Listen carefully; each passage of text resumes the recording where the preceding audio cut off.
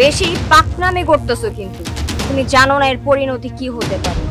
ডাক্তারি পড়াশোনা শেষ করে গ্রামে এসেছে তো তাই তুমি তাকে চিনতে পারছো না।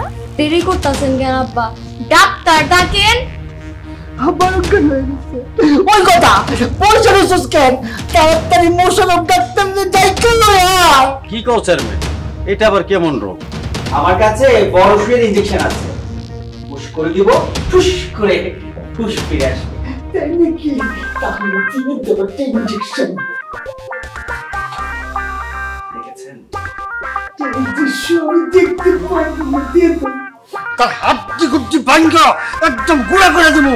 কি বলেন আপনি জান?